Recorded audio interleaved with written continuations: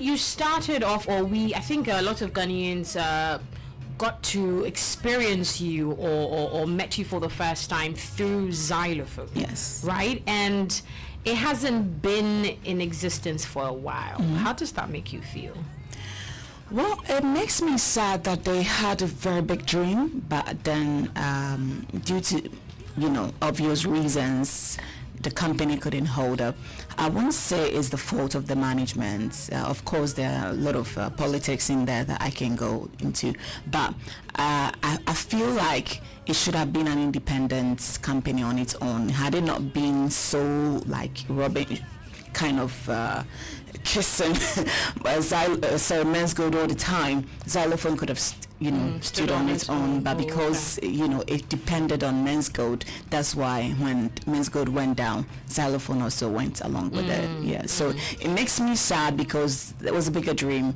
I mean, I remember my former manager, and I could when he's talking about Zylofon, you can see the passion, you can see the dream in his eyes. So he made me even go and join Zylofon, to be honest. He was the person who made me join Zylofon, and for me, for he to die, it looked like Zylofon had died for me as well too when he died. Let's just I don't want to delve into that sad part of your career or your life, but let's just talk a little bit about it. I'm saying this because there were stories that came out that suggested that you went on that break or on that hiatus because he died. Is there any truth to that?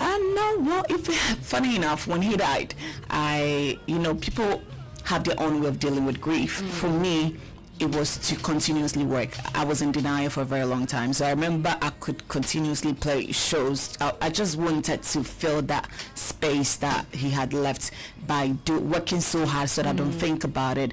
So I worked very hard. It was not him. It was the death, the end of Zylofon, and of course Corona coming. You see, one label ended. I needed another team. Doing things by yourself, you can go fast, but you can go far. Of course, when it comes to finances and a lot of, So I would say it's not just the death of, Willie Roi that made me pause. Even though I feel like if he had not died, perhaps I would have been in a bigger space now. But I'm the type who believe in everything happens for a reason. Okay. Maybe if he was still alive, I still wouldn't have been dead. So everything happens for a reason. Okay. Now, if you would want to describe your music journey so far, how difficult or easy has it been for you? It's been difficult.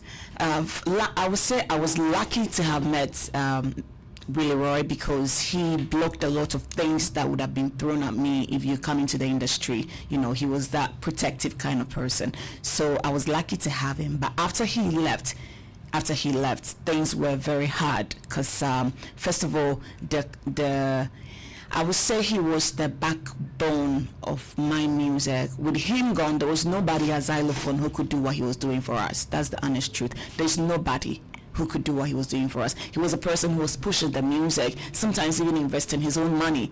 And I don't think anybody loved us that much to do what he was doing for us. You could hear him all the time, arguing on radio and stuff, trying to put us in a better place. So with his death, I would say that things was difficult because now he left me open to the public. Everybody's just throwing stones at you. Those who hated him hate you. Then those who love you cannot shield you because they don't have the same vision as he had. Wow. So I would say that after his death, it was difficult for me. Yeah. I also want to. I think this will be probably one of my last questions with you